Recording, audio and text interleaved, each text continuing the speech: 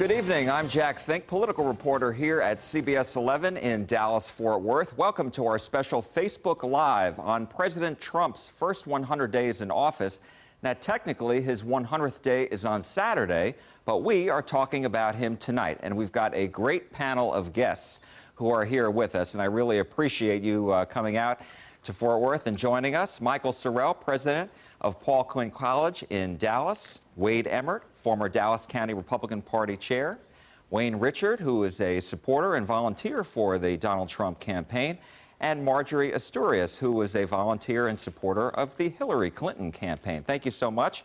Now, we are going to be taking your questions tonight, so don't be shy. Give us your comments. And our Director of Communications, Lori Conrad, is here and going to be helping us out. So let us hear from you. So here we are in Texas, so we have to start with the border wall. This was one of the big issues during the campaign. It's a big issue even today.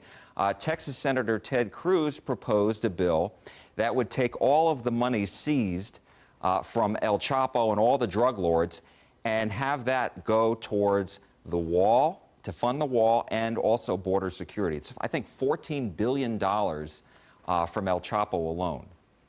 What do you think of that, and what do you think of this whole idea of the wall, extending the wall, because it's up in certain places? Michael, we'll start with you. Well, thank you for that, all right. Listen, I think that we want to build more inclusive societies, not build societies where we keep people out, right? Now, I completely understand the need to do immigration reform.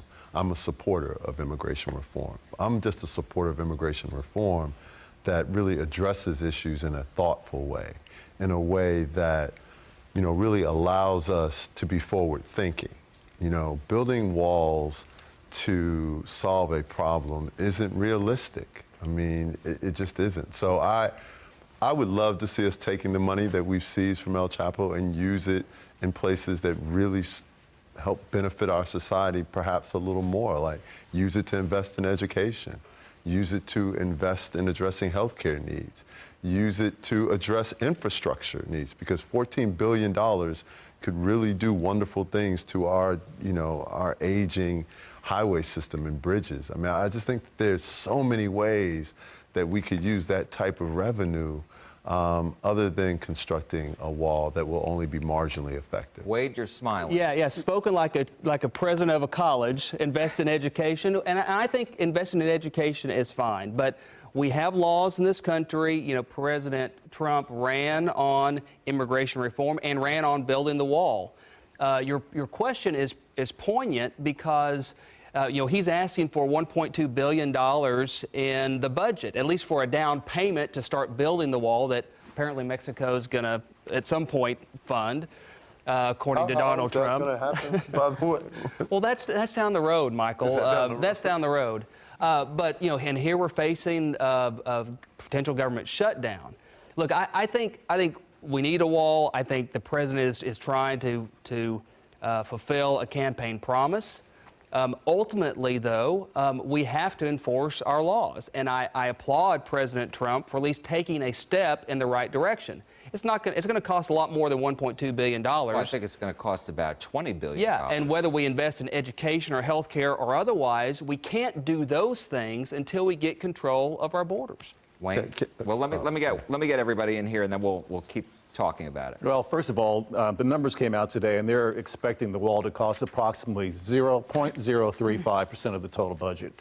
But number two, I understand that we're looking for, it's a big number. Right. But, you know, if you think about the number of children that are addicted to drugs, the drugs that are coming across the border right now, you know, children being kidnapped and just the terrible things that are happening, and it's been happening for a long time. This wall was approved in 2006. It's just an argument right now, how is it going to be paid for? Trump is going to build the wall. You know, a lot of people saying, well, he said all along that Mexico is going to pay for the wall. I think they will over time. The drug lords, perhaps, that's Mexican money right there.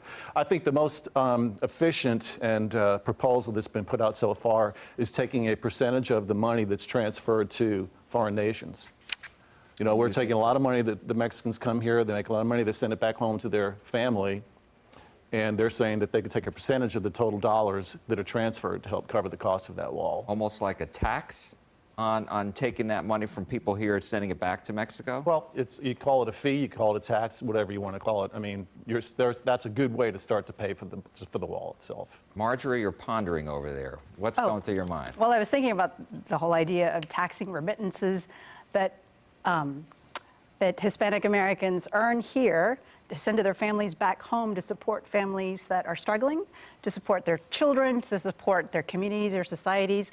I think that the idea that Mexico is going to pay for the wall, whether through taxing remittances or whether through direct payments to our administration, is completely unrealistic. But even before that, even just going beyond paying for the wall itself, I disagree that the wall is necessary. It may have been approved a decade ago, but that doesn't make it right.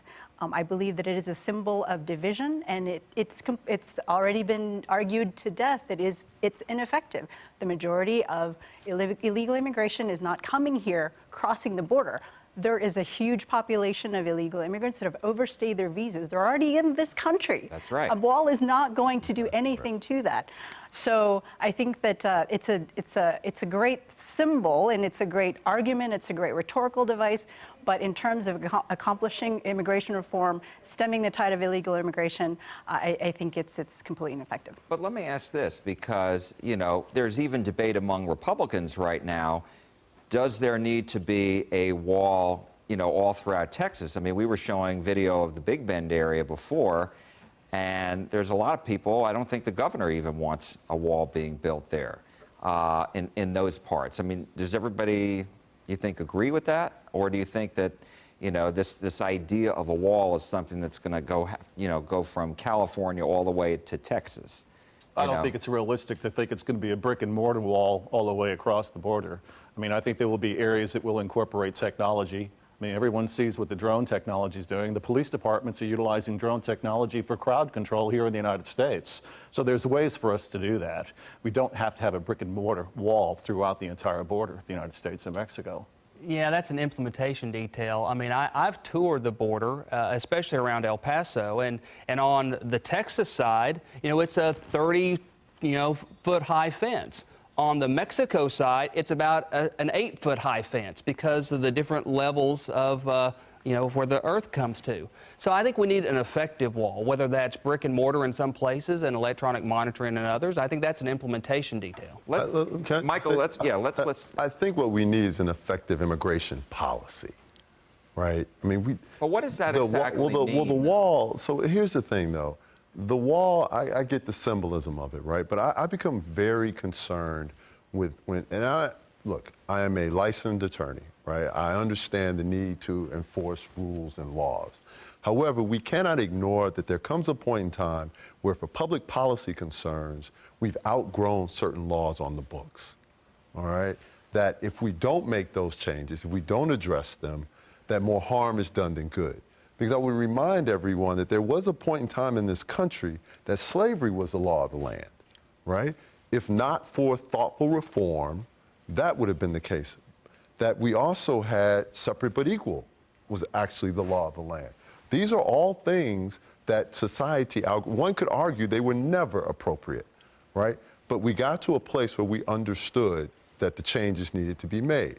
Now, what I'm saying here is that if we believe that we have an immigration issue, if we are unhappy with what's occurring, the place where you make those changes isn't constructing walls. It's constructing policy that makes sense, that both parties can agree on, right? Which I think people would be willing to do.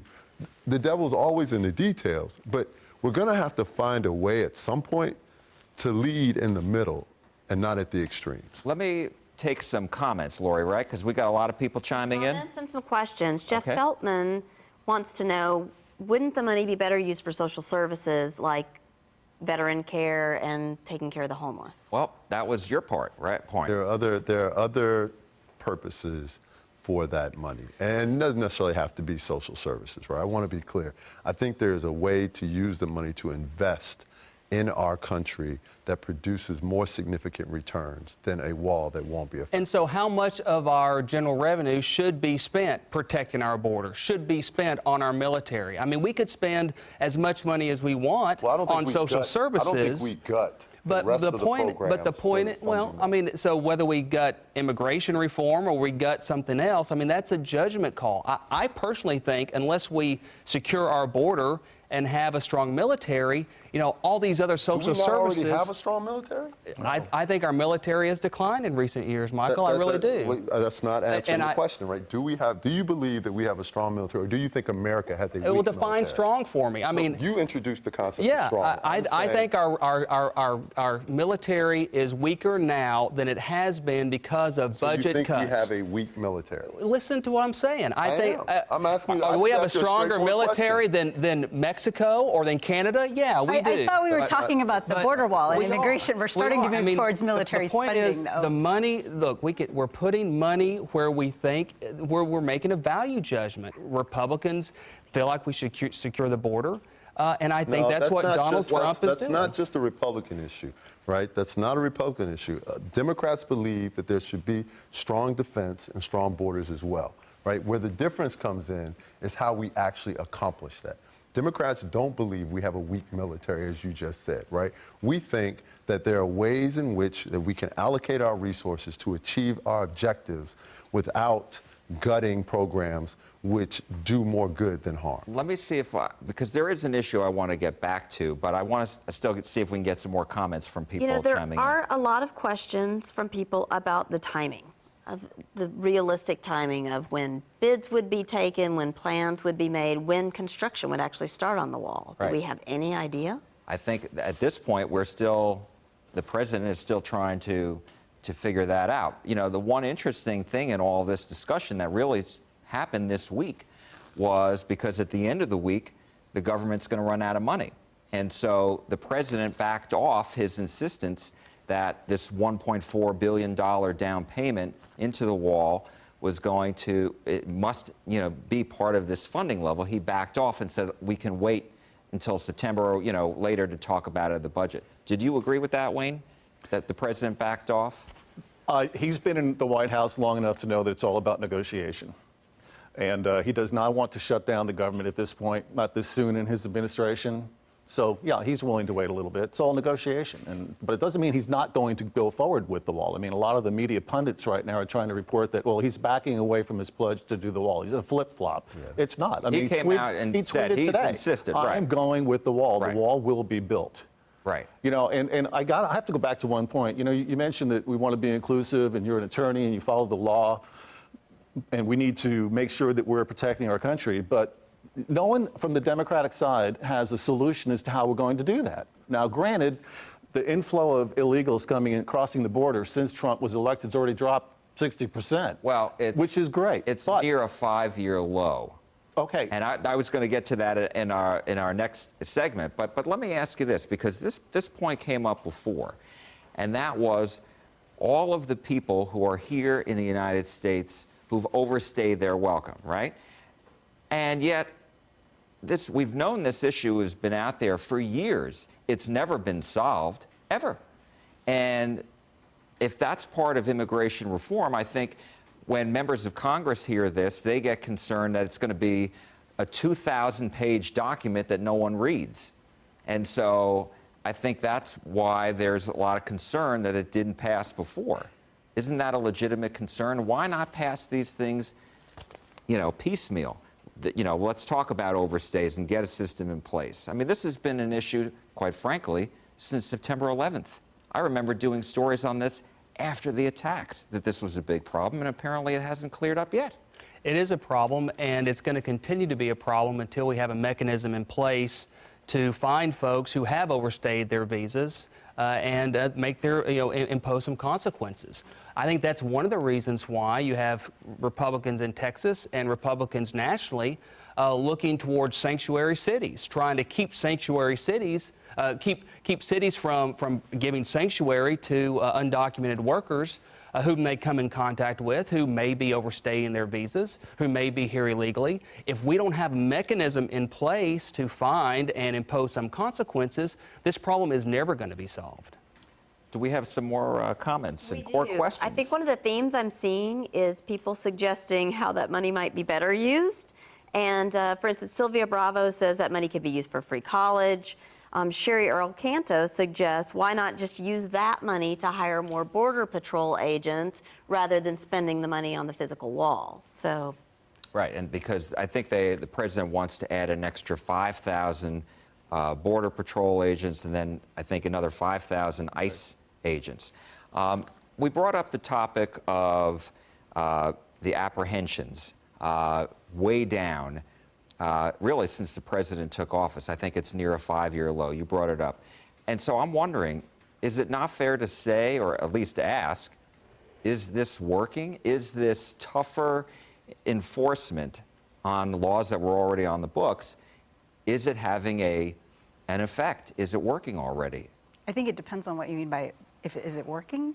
Because I think that we're overlooking the potential long-term consequences of our relationships with other countries. I mean, I think with the border wall, it's, we're looking at Mexico, but we have relationships with hundreds of other countries out there. And I think they're watching this very carefully to see how are you going to handle diplomacy? How does this reflect the changing nature of the relationship between the United States and Europe, the United States and the Middle East? When your first impulse with controlling immigration and foreign policy is erecting an actual physical structure to physically block you from your neighbor. So, I mean, I experienced this firsthand when I traveled to Africa a couple of months ago on a business trip. And it could be a complete coincidence, but when I arrived at the immigration, I mean, the destination, that was the first time in the many, many years I've traveled where I was actually pulled aside and interrogated. My colleagues who are from other countries, most of them are from the EU, they had no problems. I had a visa just like all the others, and I paid for my visa, but there was a lot of interrogation of me. And I don't know if it was because it was a coincidence or it was a US passport, but this was a week before his second executive order related to immigration. So it was just before he had released the second one. I think it was in March, like the middle of March. But that thought crossed your mind. It certainly did, and I don't think I was the only one. That was certainly. I mean, and you saw what happened with you saw what happened with these countries that are reevaluating their own immigration policies in reflection of how Trump is doing his. I just reject the notion that the only way we can have an effective foreign policy is if we allow people to come into our country, unfettered access to people who want to come into our country. I mean, to me, I'm not insensitive to the idea that we are a country of immigrants. I think our country does benefit with diverse ideas. And so I would be in favor of increasing the number of legal immigrants from different countries. But we can't even get to that discussion until you stem the tide of illegal immigration and those who have been overstaying their visas. See, I think to that point, I mean, I think if I hear a common theme, no one is saying that there shouldn't be immigration reform. No one is asserting that there isn't a very real issue on the table. What is being debated is how that issue is addressed, right? And to me, you've got to solve root causes. You've got to actually develop policy that goes to the heart of the issues that have been developed. And we can't pretend that this policy isn't going to have a detrimental impact on our relationships that we're going to need down the road. I just think we have to be very, very careful how we approach it. And But doesn't a country have a right to say who comes in and who doesn't? Well, again, no one's saying that that isn't the case. The issue here isn't about whether or not there should have been immigration reform or there should be immigration reform. Our immigration policy absolutely needed to be addressed, right? It's how you're going to address it and addressing it in a way which can be long-term successful. Sanctuary cities. Wade, you brought it up. This is a hot topic again today. A federal judge in San Francisco temporarily blocked the sanctuary cities of the president administration attempt to block funding for sanctuary cities. So this is an issue that's playing out here in Texas because the governor wants to do that with Texas communities. And we know in Travis County down in Austin, we have a sheriff there who does not want to cooperate with ICE when they make a request to detain someone who's been arrested.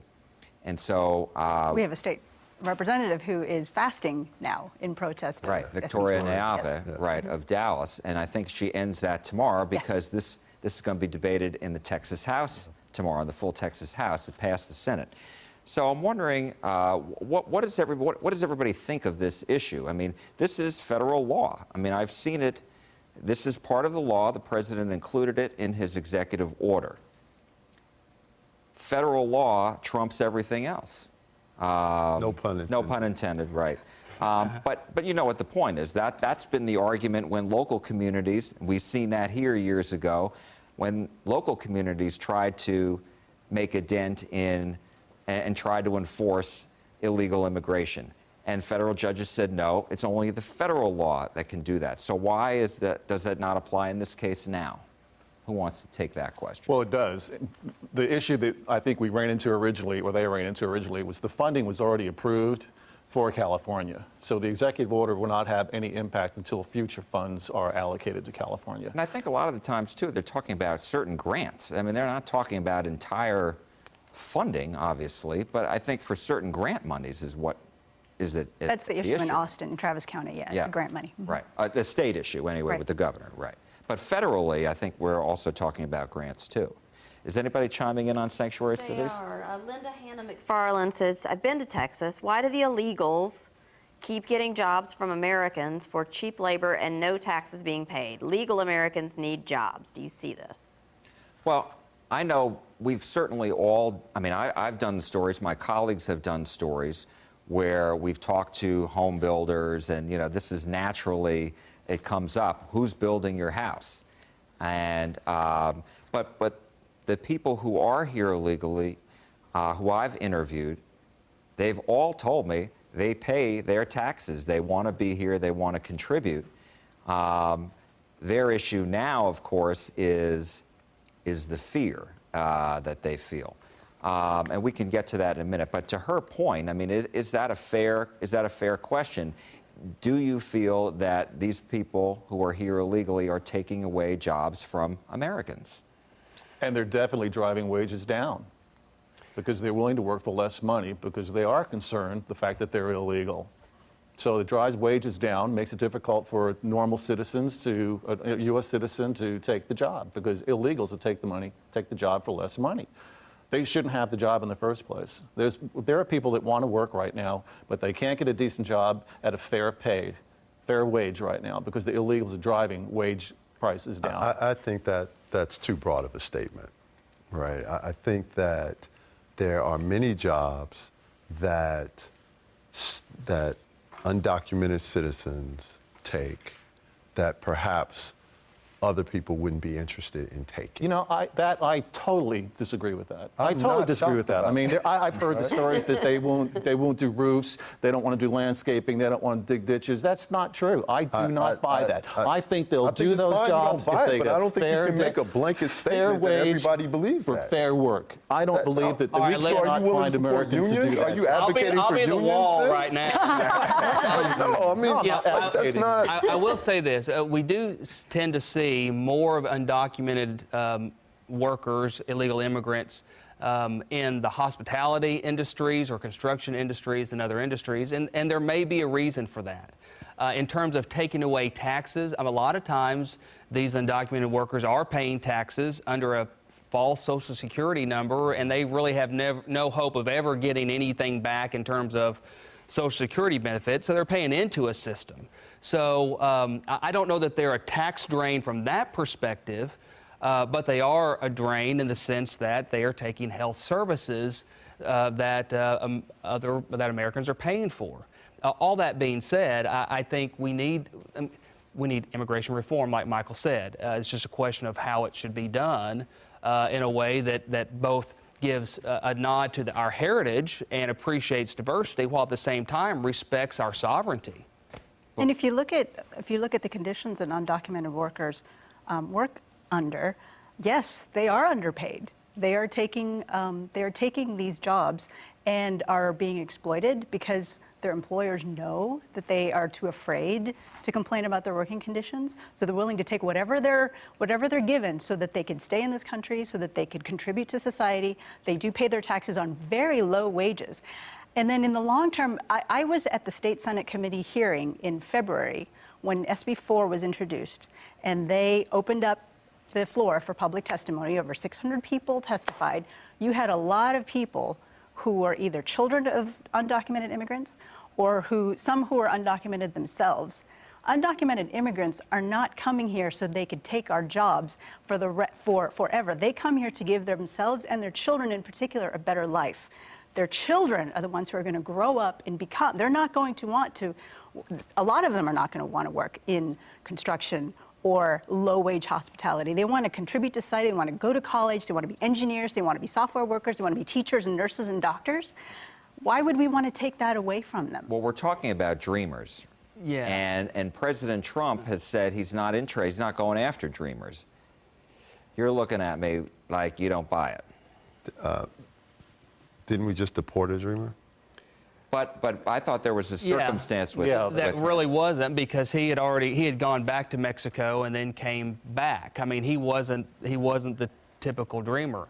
I want people to have those opportunities too. I want them to grow up to be doctors and lawyers also. I just want them, and I want them to come to our country. I just want them to do it the right way and the legal way. And I'm sympathetic too. But I'm also sympathetic to our kids that were born here too, and jobs. But I think I want to be clear. One, what I am emphatically against are blanket generalizations, right? So we just can't. I'm totally against all generalizations. No, I'm against blanket generalizations, right? Like I am. Like I don't think they serve our purpose well. But I also think that it is important that we look at our circumstances, right? And we look at the fact that the answer that we've come up with for immigration reform isn't an answer, right? I mean, that's not, like I get it. Like, I don't think that, you and I are in agreement that there has to be immigration reform. Like, you and I are in agreement that it has to be thoughtful, right? That we need to have a way forward that protects our borders, but at the same time, is rational and makes sense and doesn't ignore the realities of our everyday lives, right? These steps that we're going to take, that are going to need to be taken, they're going to have to be bipartisan, right? They're going to have to be things that include all of our citizens, right? There has to be room at the table for everybody to participate in the conversation. Otherwise, you wind up with people being completely alienated, both sides yelling and screaming at each other without being willing to find a way forward together.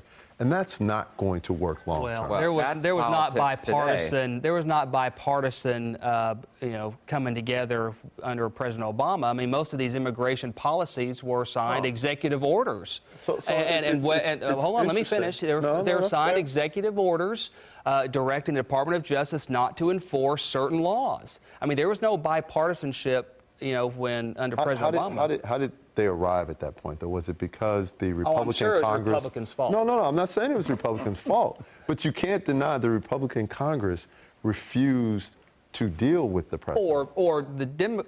Yeah, I certainly deny that, because Republicans were willing and have always been willing to work with the president. But that's not true. It is true, Michael. Just because the Republicans weren't willing to follow what President Obama's solution was, doesn't mean they weren't willing to come to some solution, some bipartisan, some type of compromise. But he wasn't interested in that. Instead, he signs. True. That's why most of the signature accomplishments under President Obama were through executive orders or through czars. Wasn't that after he had spent years trying to achieve bipartisan? There was no bipartisanship with Obamacare. Right, when he was passing Obamacare, there was no attempt at bipartisanship. Oh, I think that's not true. Let me ask you this, because we were talking about jobs before, and the other issue that the president campaigned on was NAFTA reform.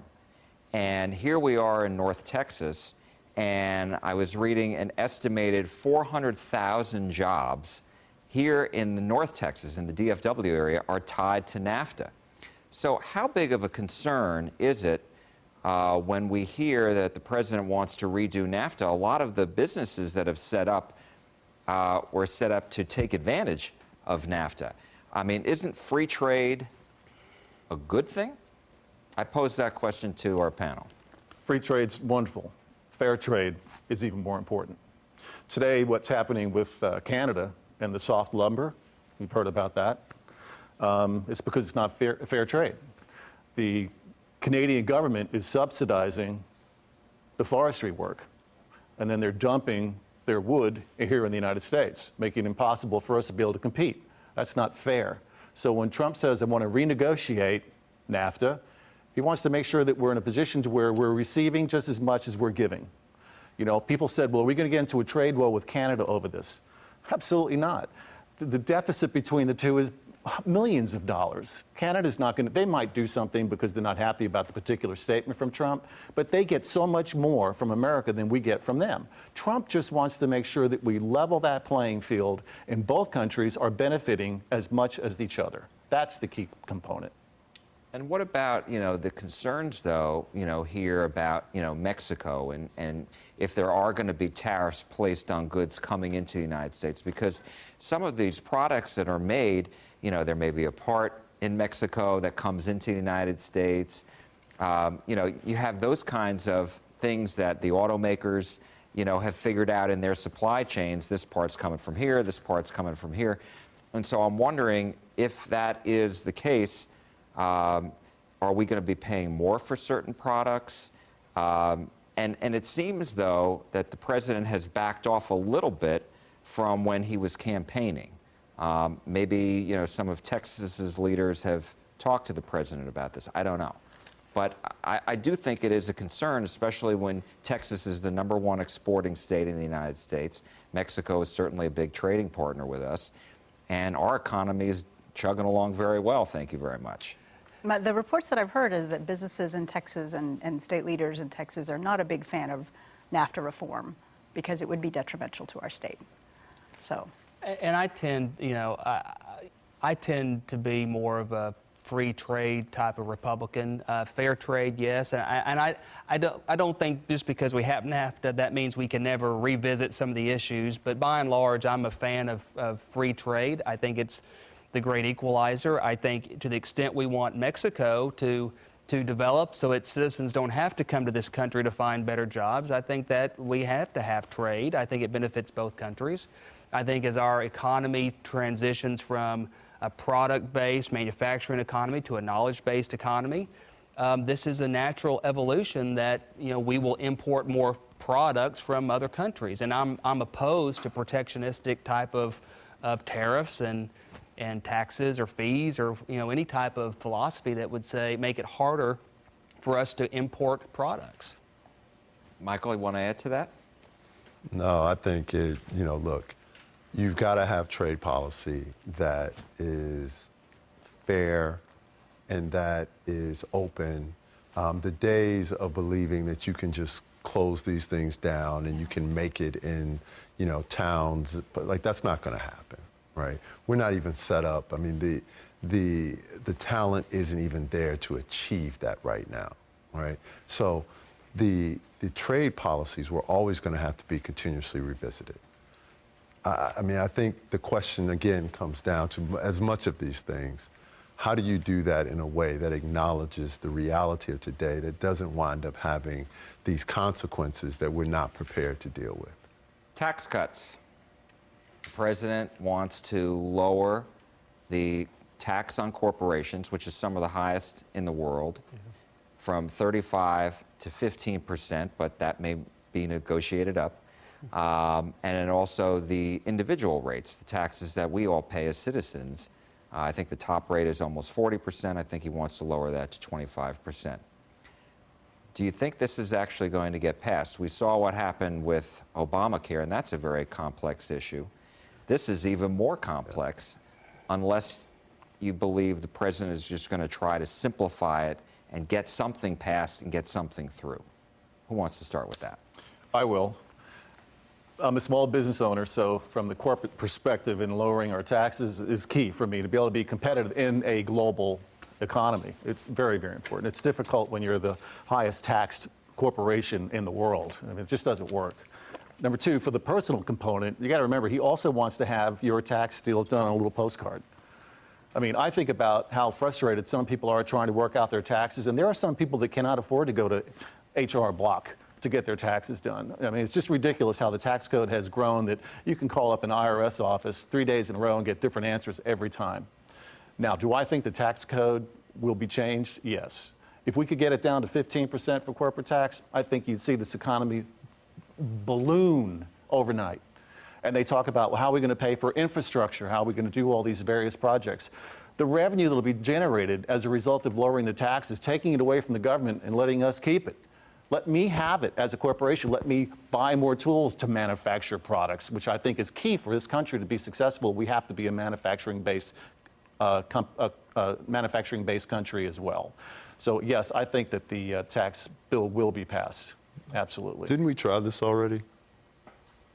I mean, didn't we try this using tax cuts to spur the economy before, and it didn't work? Well, I think it depends on how far you go back. A lot of conservatives and Republicans point to what happened when President Reagan put in the tax cuts, and there was huge growth in that era. I remember President Bush, after September 11th, they pushed through tax cuts, which I believe helped at least for a little bit, but then the economy tanked. The economy tanked. I mean, we had $4 gas, and we had the housing bubble, not necessarily in Texas. We have a fundamentally different economy now than we did when Reagan's tax cuts were effective. That's true. Right? And I just think that if you're going to apply an analogy, that you've got to look at it closer to apples. I don't think that and I want to be clear that not blanket against, right, the tax cuts. What I am saying is that I think we have to be careful in relying upon that argument as a magic elixir for the problems of the economy. I don't think that's the case. I think we have to be really careful that we don't wind up putting ourselves right back in the position that we were in 2008. And let me invite our viewers to keep coming at us with questions and comments, because we're changing topics here, but we still want to hear from you. So please let us know. Don't be shy. And Ernest Drone does say the Republicans on the stage are touting Clinton policy and disregarding Reagan policy. The age of bipartisan ideas are over. Okay, who was that from? This is from Ernest Drone. Ernest, thank you so much. I appreciate it.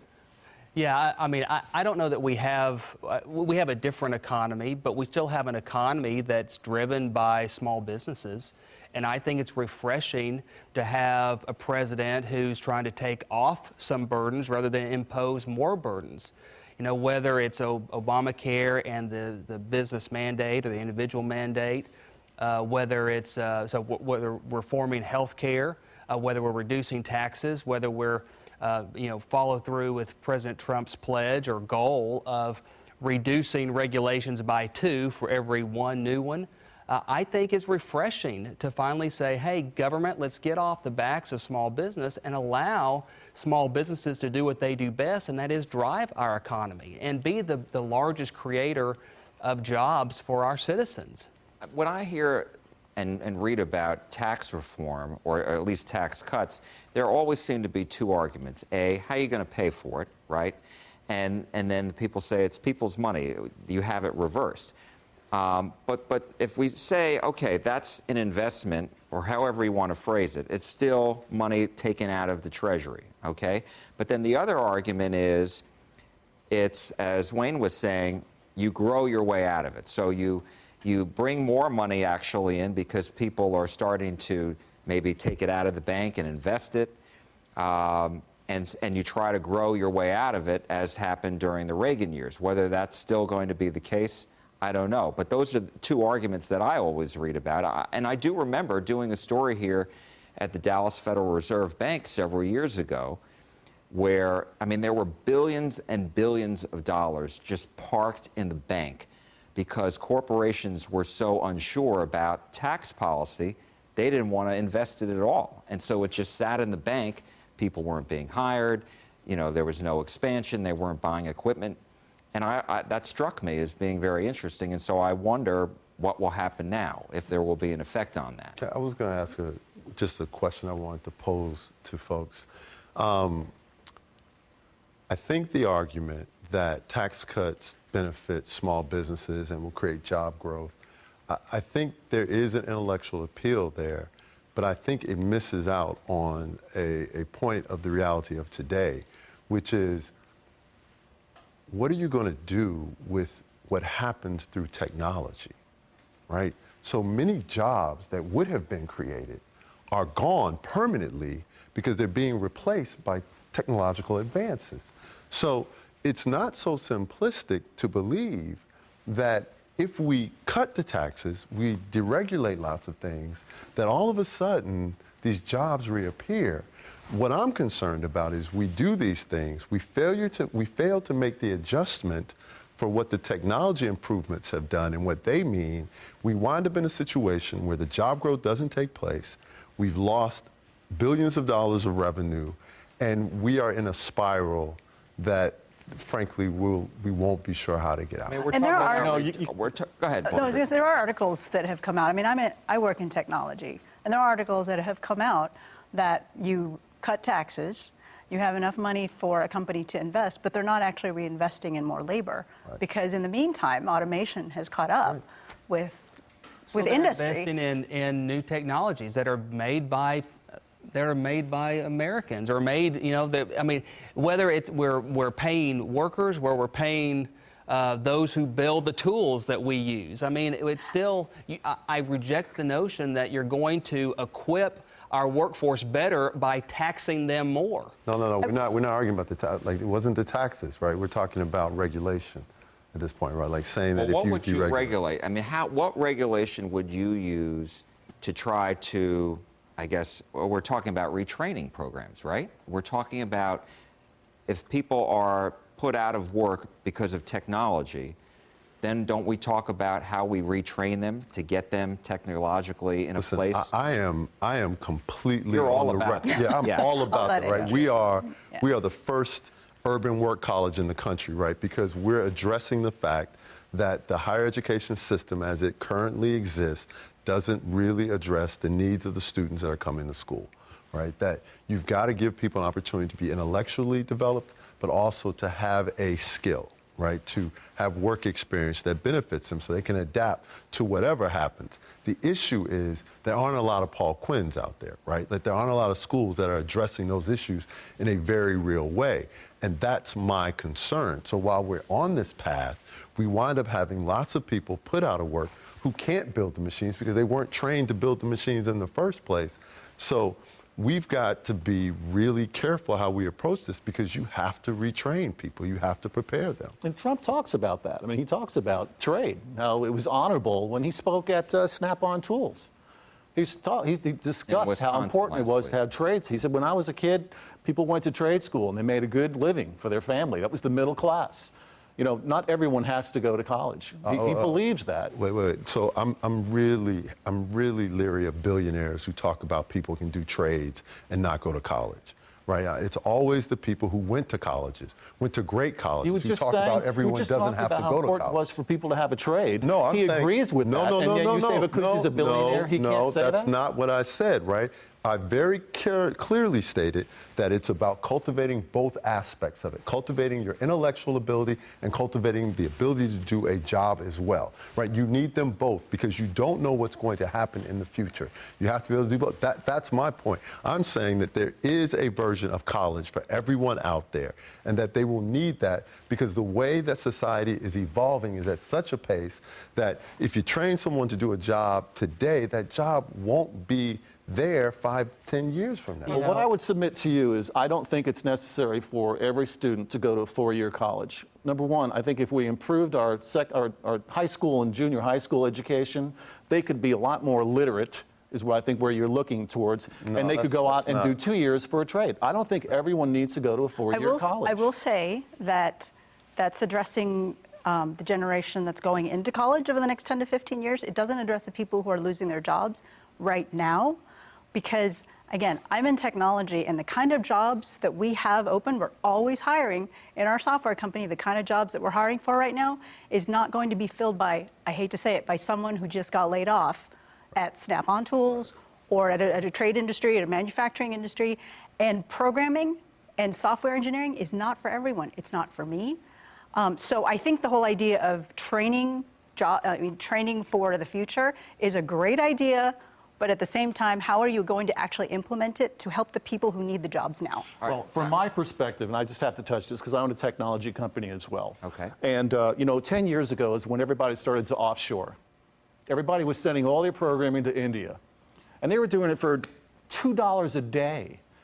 And I had a bench, I wanted to hire no one but American people. But I couldn't go to my clients and say, well, this project's going to be $50,000 when my competitor went to them and said, I'll be able to do it for 10. Because I offshore. That's why I'm so encouraged with Trump. Hire American and buy American. Half the people have lost their skills right now because they can't get a job. Programmers, it's all being done offshore. No one hires American. Heck, in Walt Disney, they're bringing people in with H-1Bs saying, here, train them so we can pay them less money and you're going to be out of a job tomorrow. But Trump's businesses don't all do that. Well, right? I was forced to do it, though. No, I'm not saying, forced is an interesting term, but stay profitable. The reality of it is we're advocating policies. He's advocating policies that he himself didn't implement fully in his businesses. But you could do that in any leader, and I've heard this before. You take advantage of the law the way it is until you change the law. You brought up the HB1 visas. Those are the high-tech visas where we bring people into the United States, which we have to do because we don't have enough people. And that's certainly a whole other topic. You could talk for hours really on that topic. But I did want to move on to Obamacare because we were talking about tax reform and the president wants to get this accomplished. And I think a lot of people were asking this during the Obamacare debate. Okay, Republicans, you've had 7 years to come up with an alternative. And on day one of presidency, President Trump is in office, get it done.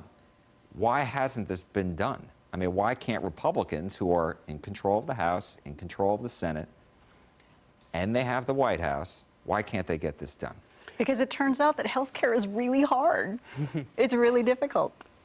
Well, it is a complex issue. I mean, it did take President Obama a long time. This wasn't done in 20 days. I get that, but still, the Republicans were united against this for so many years. Why can't they get it done now? One thing that I think is refreshing with President Trump is, whether you like it or not, you get to see how the sausage is being made.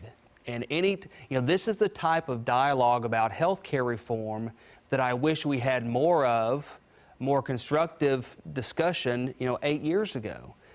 Because these issues are complex. And when you start talking about health insurance and how are we going to solve this problem that's been in the making for some time, I think it's helpful to have these discussions. The reason why, thank goodness, wasn't a fan of the American Health Care Act because I think again, there's too many of those principles that run counter to free market type principles.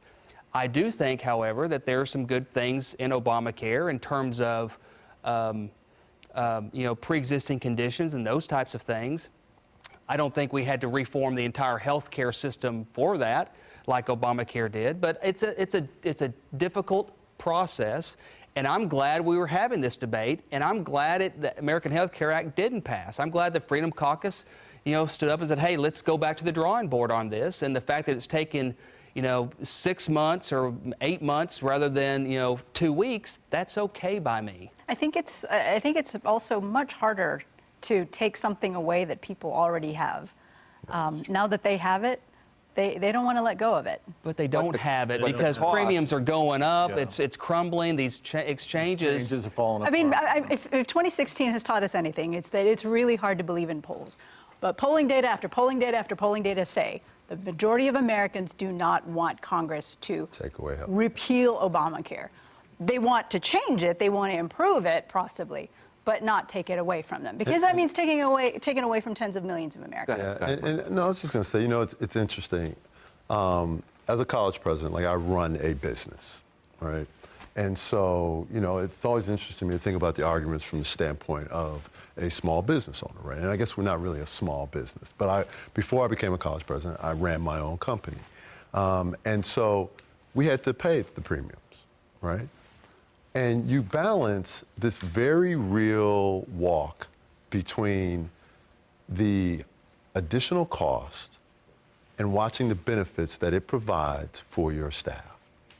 And I don't know how you can be a leader who purports to care about their staff and not understand the importance of having people have proper health care. But this costs real money too. I mean, this is not something. No question. Healthcare costs have gone up, and you know, if we're talking about small businesses, I mean that's a concern too. Plus, the marketplace just doesn't seem to be supporting this. And I think Michael's response is a very thoughtful response, and I would defend his right if he wants to pay for health care for his employees. I would defend his right to do that. I'm just opposed to the government making other people do it, and, you know, imposing its judgment for the small business owner.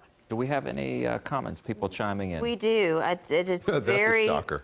I know, right? It's very back and forth. It's everything from folks who say don't touch it, leave it alone, to it's working for millions of people and can be made better, worth improving, to Marjorie's point, but not by starting over and repealing and replacing. And then right after that, you'll see a comment from Dwayne Reichert, who says, repeal Obamacare, go back to the free market insurance. Comment from Donna Parks, there's a huge need for mental health, homeless, and hunger. And then Deanna Edwards brings up, then deal with the insurance and pharmaceutical industries. Yeah, I mean, I don't know that it's working. It's only working for those who don't have to pay for it. I mean, for everyone else who has to pay for it, I mean, premiums are going through the roof. There has to be a change, and I don't know that little tweaks are gonna provide the foundational support that we need for this to be sustainable. But there's a lot of pieces to this puzzle. You know, you mentioned, you know, Obamacare addresses, you know, payment for health care, but it doesn't address the cost of health care. I think that's a larger issue that we as a society have to come to grips with. And the payment side of it, look, I get that people now, especially those who don't have to pay for Obamacare, who get it subsidized, they think, hey, this is great, it's working for me, don't take that away. While at the same time, for those who have families of, like I do, a family of 4 or a small business owner, you know, premiums are going through the roof. It's not working. In fact, it's devastating. I guess at the end of the day, the real key question on all of this is, how do you get premiums lower? And is that do you get lower premiums by reducing the requirements on these insurance policies that's offered? Do you go back to maybe a more basic and let people choose and have a wider range of policies? And I don't know. You're talking free market. I mean, Allow insurance companies to compete across state lines. I mean, why do they not do that now? Why do we not allow the government to negotiate for the pharmaceuticals, for the price of pharmaceuticals for Medicare and Medicaid people? There's no competition anymore within the Medicare, within the program.